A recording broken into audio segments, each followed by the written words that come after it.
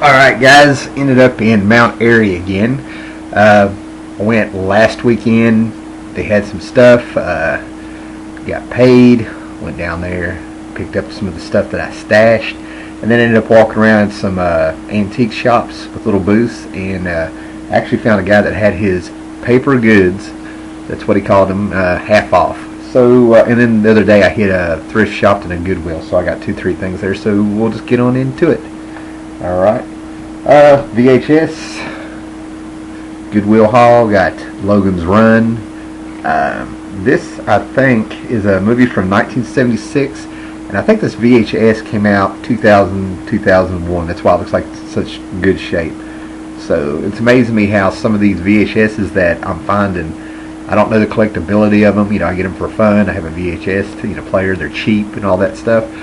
Growing up with the VHS, it doesn't really bother me. I actually kind of like the, I know everybody's into their high def and TVs and stuff like that. You know, that's great, that's awesome, but you know, there's something about it being grainy that gives that nostalgia to me, you know. So, and I think my buddy Constant Bromstar is a big fan of this movie, and I've watched it off and on, and it never really grabbed me. So let's, you know, we'll give it another shot there, see what I'm listening to. It's pretty Star Wars special effects. Then I found this. This is my second copy, but this one is in much better shape. This is the G.I. Joe, the movie. What is this? 1987 is when this movie came out, if I'm looking at the box right. And, you know, this VHS came out in 1999. Great shape. I think this is the one that has the Serpent People and Serpentor and all that stuff. It's been a while since I watched it. I actually wasn't, I mean, I was a huge G.I. Joe, you know, collector. You know, when I was little, I'd get all the toys, open them up. I still got some of the file cards, and I think I have my Zartan file card where, you know, it says that he is schizophrenic, and that thing was recalled. So, you know, the actual box with Zartan, I think it came with, I don't think it was the bubble pack. I think it was his, the Zartan pack that, you know, that first came out where he had his glider, his swamp glider and stuff. I had that, man, played the shit out of it. Alright, got this at a Goodwill too. I didn't even know about this. This came out in the early 2000s or late 90s. Let me look here. But this is a Michael Moorcock Elric book I never heard of. About 2003. I never heard about this, man. Got this for $2, man. It's the Scrawling Tree, and it plays with the multiverse. Okay, I think there's a post-apocalyptic world that is going on. And if you know anything about Elric, you know, he's a champion. In the multiverse, he's got their champions. They're all versions of the Eternal Champion, Elric. And this one, I don't know. But anyway, I found this. You know, I can't remember the thing. It was 2-3 days that I read about it. Not like me at all, I know, but it's an Elric book I never knew, and it plays with Michael Moorcock's multiverse and the Eternal Champions. And oh man, I was just like, wow, you know. But I think it takes place in the 50s in an alternate universe and stuff. Then I found this for 50 cents, man. Okay, this is the 1985 Transformer Jigsaw Puzzle, and I took a chance. Yes, 50 cents, because it says it has 125 pieces. I counted them in the thrift store. It's got 127, so close enough. You know, so it'll be interesting to put this sucker together or something like that. You might see this in a future video, because I actually did have this back in the 80s, and it might be in one of those 80s videotapes. You know, if you know what I'm talking about. If not, go to my channel page and see my featured video. Alright, now we're in the paper goods where it was 50% off. Got Justice League number 2, Jeff Johns, Jim Lee, the you know, beginning of the DC 52 universe when it was all fresh and young. Got this for $1. You know, says $2 there, but his booth was 50% off, and got this for $2. It's Mark Waid's number 1 Daredevil from what, 3 years ago. So, you know, and I saw number 10.1, number 11, number 12, number 3, number 4. Didn't get them. They were in different places, but I was in one antique shop where I about fell down. I found a beat up copy of Werewolf by Night number 1 with Mike Plugart. I didn't get it. And then I saw a Miracle Man number 17 and didn't get it. They might still be there, but it would have been $25 to get both those books. One was mint, That Werewolf by Night was so beat up, I just could not see it being $10. Okay. Found this. I think MA00001 posted this picture. I think on Facebook, and he's the only one who ever saw it. And I actually thought this miniseries was, exclusive to the UK. So I don't know, but it has stories by Grant Morrison and Alan Moore. Brian Boland did the cover. What else do I know about this? They took the sticker that had everybody. The guy actually listed all the talent that wrote on this, that wrote these stories and drew them on all there. So I don't know it off the top of my head, but it's got Alan Moore, Grant Morrison. And it's A1. Don't know the thing about it, but it's a great Brian Boland cover. So, all right. Let's see. Let me skip around here to get to the rest of the half-off haul. Now, about fell off, man. Fell down when I saw these. I've heard of these, but this is one of those things where I can't remember if I read them when I was really young, or if I run across them somewhere, or maybe saw some, art online. But these two magazines, I got them for $2.50 a piece. It's Warriors of the Shadow Realm, a Marvel Weird World Super Special. It's kind of like Tolkien art and fantasy. And I'm going to pop this open so you know what's going on. And I find it real interesting because Marvel really had something going, but this has been taped. Somebody, it's got some tape on it, but it's all right. But look at this. It's an ad for the next Plateau Comics. Epic Illustrated is coming. All right, mind-boggling 3-page color fold-out. But here's a chart of Weird World. Okay, heavy-duty fantasy there. I love it when they had a little map to show this world, man. Love that stuff, man. But this is by Doug Moench, if you like him. Designed and drawn by John Buscema. Just great stuff. What's the year on this? I'm moving slow tonight, guys. I'm tired. 1979. All right, so you saw the map. And here's a taste of the art in it. And the coloring is, oh man, this is just awesome. This stuff reminds me of Wally Wood. It reminds me of Von Bode. It's heavily influenced by Tolkien. It's very 1970s fantasy there.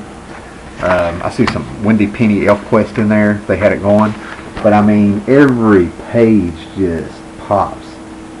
And the little thing is that I read that John Buscema wasn't really that passionate about drawing superheroes, man. He liked doing stuff like Conan and this. We've got dragons in here. And I got a feeling Buddy Shannon, 4 solid string bins. Oh, I'm so sorry, Shannon, but I got a feeling he's probably got a couple of these and he knows all about this stuff. See if we find the fold out. I mean, just look at this. It just gets better and better. I mean, just look at that landscape. I'm one to enjoy these. Knowledge of elves. And they just go to town on this, man. Like I said, I've heard about this, man. It just gets better and better. This is one of those things where I'm definitely just going to have to do a review of these all on their own. I mean, look at this. God. Oh, here's the fold out. And then, bam. Probably have to make your screen full screen to see all this if it'll show up. So that's enough of that. But, I don't know what number this is, but Warriors of the Shadow Realm. That issue. And then I got another one, and these were $2.50 a piece. This one's in much better shape. It's not taped. So let's just take a look and see who did the art in this one. Super Special Part 2. I wonder if these were just 2 of them. It'd be great if I got the first 2, man. Yep, same people. Yep. Look at those credits. So yeah, real excited to flip through this. Oh man, look at those bad guys. Oh, all right. Now this stuff was pretty much $1 a piece, and I got some of this stuff. I went overboard, but I'm gonna try to put some on eBay. Okay. But anyway, tells of the new Teen Titans, number 19 of the Baxter series. George Perez cover there, slightly painted or something. He did something to it. and I need number 20 really bad. This is where the Titans kind of fade away, and then Wonder Girl goes out and puts out a call for other Titans. She ends up getting Jason Todd, Robin, Hawk, who's without Dove, and he's nuts without Dove, and Speedy returns, Aqualad returns, and the first mission did not go well. I'll tell you that. All right, now these I want to look at, and then I might put them on eBay because it was so funny. I was looking at comic book lots, and I saw that the comic book lots of this book, at least last week, were freaking hot. I mean, they were hot, and I don't know if it's Brian K. Vaughan. I don't know if it's because it's the Runaways, but I think this is Volume 1 and Volume 2 a little bit, but I got number 2 of what could be Volume 1. I haven't looked them up, and this is by Brian K. Vaughan, and the Runaways, and this is where, oh my gosh, it's been so long since I read this, because this is like a 2002-2003 book, 2003, so, it's been over 11 years since I really read it, and I only read a couple of them once, but from what I understand, that this is a bunch of kids who with powers, who come to find out that their parents are actually super villains, so they run from them, and one of them's a traitor and all this stuff. But I think this is Volume 1. Then it came back with a Volume 2. Okay, so I got a ton of the Volume 2. Here's Volume 2, number 2, I believe. And these are by Brian K. Vaughan, who I believe is writing Saga, and he's also wrote Lost, and he's done some work on TV and stuff. Number 3. These were all $1. They were originally like $3.50. But I figured I better grab them after seeing them on eBay. Number 5. No idea about these characters. I never read Volume 2. Yeah, number 9. There we go. Number 13. Sorry. And so on and so on. How is that? 14. 15.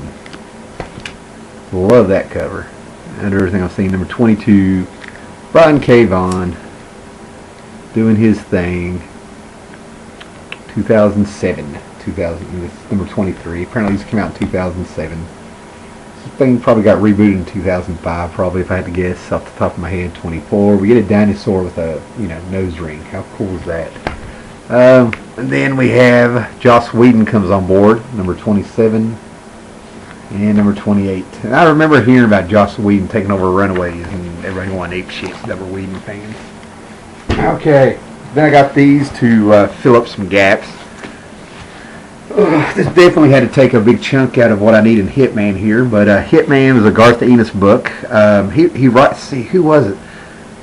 I cannot remember his YouTube handle, but Steve McKee on Facebook asked me about a bunch of books, and I think, was it Steve McKee? So many people, so many names, and I'm so tired. But anyway, somebody was talking about Hitman. I'm pretty sure it was Steve McKee.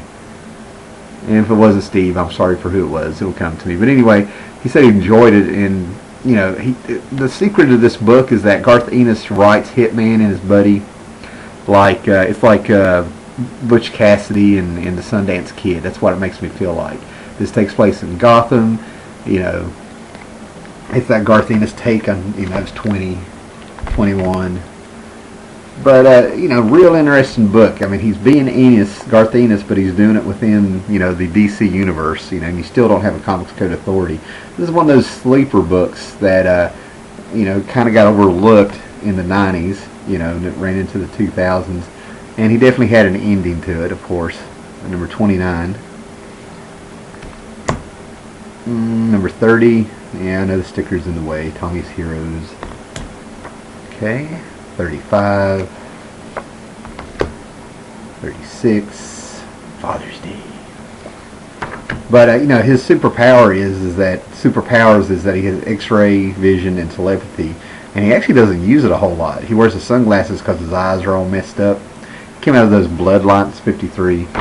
Came out of that Bloodlines the annuals of the Bloodlines event back in the 90s, where every annual introduced a new character, and Hitman popped up a demon, and he's the one that survived and went on. Okay, Orion number 2. In the 90s, late 90s there, actually he was probably right at, according to this, 2000, but I remember hearing about it around 99, 2000, and didn't really get to follow it. My son was about a year or two old, and I was still getting comics, but You know, I was, I had the son and stuff, so I kind of laid back, just didn't lose interest, just had more important things. You know how it is. I'm not going to make an excuse for spending time with my son, But anyway, these kind of flew by, but I've got pieces of them here and stuff, and I'm trying to get all these. But Walt Simonson and John Byrne got a hold of the Fourth World characters. All right, so I have pieces of this. I have number 1 and so forth and so on. But this takes Walt Simonson got on here and did Orion, and everybody was excited because he's back on a God book. He did incredible stuff on Thor in the 80s, and I was thinking they were hoping to catch lightning in a bottle. But here's Orion number 2. Number 3, really interesting stuff. It's good. And look at this. Frank Miller came in and did a backup Tale of the New Gods in the back of this. So, can't wait to... Why don't we just take a look there since we're hanging in here. See what Frank Miller did here. Looks like it's a story of the Hunger Dogs. But we'll take a look here. There's some Frank Miller art in Tales of the New Gods. Take with it what you will. Looks like he's got a great design there that he looks like he probably used on Wonder Woman back when he did The Dark Knight Returns, The Dark Knight Strikes, the sequel there. Anyway, number 6, Walt Simonson writing and doing the art. Number 7, number 11, The Death of the Sod. Number 12, number 14. There's only 22 of these, I think. 14, 13, looks like, was that number 12? No, 14, 13, looks like I'm out of order. And then John Byrne jumped on the New Gods, and then the series that was going on at the time, and they closed it out, and they rebooted everything with Jack Kirby's Fourth World. Alright, and there's 20, maybe there's 20 of these and 22 of the other ones, something like that. But here's the first issue. And what's interesting is that he actually, hold on,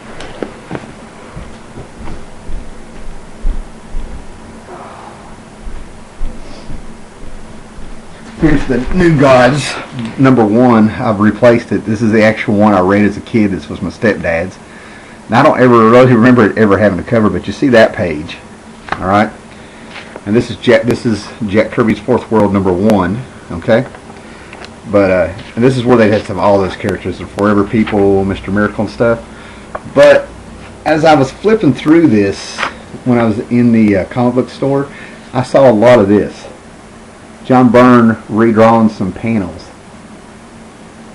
Okay, I hope that's showing up. Can you see?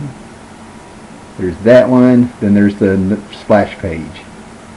And that's kind of what I've noticed flipping through these, going by memory. I saw a lot of panels look like they were taken right out of New Gods and Forever People, and I think it's one of those things where you can blink a game of it. Could have been my imagination. There's number 1, then we jump all the way up here to number 9. Last week, I think he had almost a whole run in the store, so I might have missed out. Number 10, Walt Simonson covers. And I think some of these have Tales of the New Gods in the back of them, like by Walt Simonson, and one of these has Tales of the New Gods by Howard Chaykin. They brought in some people and stuff, okay? Number 11, number 12, some Mr. Miracle there. A Mote in the God's Eyes, number 13. More Walt Simonson doing backup tales. Torn from the Source, number 14 by John Byrne. And there's number 20. And I find this interesting because he's used the format that he did with his Man of Steel miniseries back in 85, 86 when that came out. So I'll be interested to see, plus he has a cape. So it'll be interesting to see if this ties in with Superman popping back up. And that's the last issue. 20 of that one, maybe 22 of Orion. I'm trying to think. I think Hitman might have ran to issue 60, so I've got a good chunk of those now. All right, guys. Looking around, I think that's my. Oh wait, look at this. I got all excited. Thought I was done. Then I found this. This was also half off in that 90% hollow. Sorry, I don't mean to be running along here. Check this out, man. This is something, I have no idea what it is. It's a major science fiction novel by Sam Delaney with art by Howard Chaykin, who was famous at the time for being the illustrator of Star Wars. Alright, I feel like I messed up having this one, man. But this is great big and huge. I think I paid $2.50 for this as well. You know, no idea what this is, man, but it's huge. And I don't even know who published it. It was originally $10, and this is back in the 70s. This thing was a $10 book, even back then, called Empire. No idea what this is. Never heard of it. Haven't seen it in any videos that I can recall. But, you know, entire contents copyright Broward Press Visual, and it's from 1978. $10 for this back in the day. Soft cover, oversized pages. So this should be very interesting. Empire. So might end up doing a special video on just the magazine stuff I got.